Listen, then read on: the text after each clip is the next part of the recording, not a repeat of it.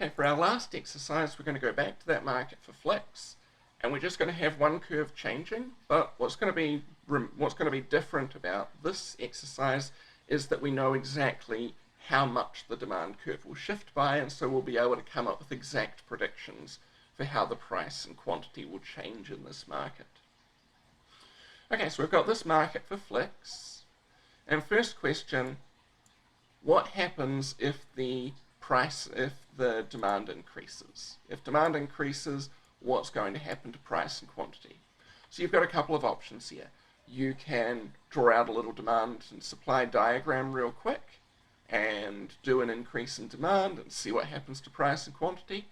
Or if you've got the table memorized, you can just look at that top line in the table, right, and say an increase in demand results in an increase in price, increase in quantity, and that's just fine. As a way to answer this question, I definitely encourage you to memorize that if you're somebody who is good at memorizing stuff. Okay, but now, let's suppose demand goes up by exactly 30 at every price. What's the new demand, new equilibrium price and quantity going to be? Well, if the demand's going up by 30 at every price, we're imagining here that, somebody comes along and says, I'm new in town and I'm going to definitely buy 30 flicks, no matter what the price is. Then what we could say is that instead of the quantity demanded being 100 now, it's going to increase up to 130. It's not 90 now, it's going to increase up to 120 and so on.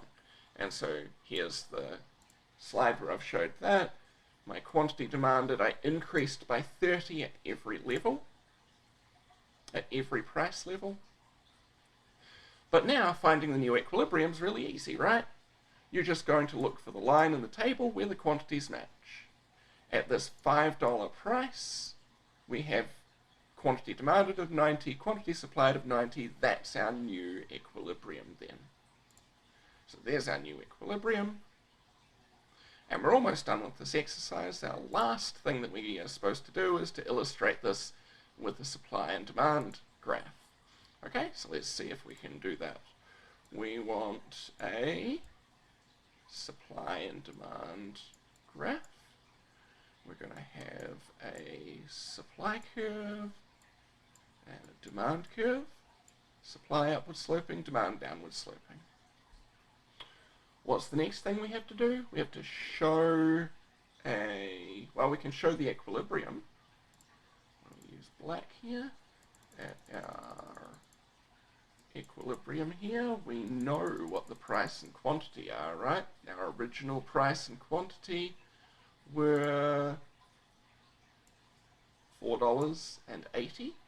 So here, $4 is our equilibrium price, 80 is our equilibrium quantity.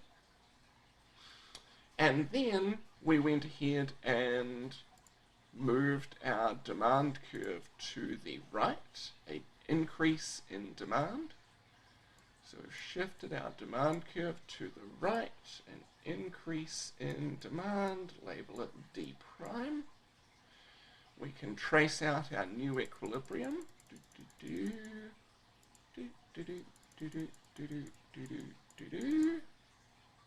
And what has happened to price and quantity? Well, we know from back here they've changed to $5.90, and so we can label those on the graph, and everything should look right, assuming that we have done this correctly. Yes, our quantity did rise from 80 to 90, and it did so on the graph as well. Our price did rise from $4 to $5, and that looks consistent with what we drew on the graph as well.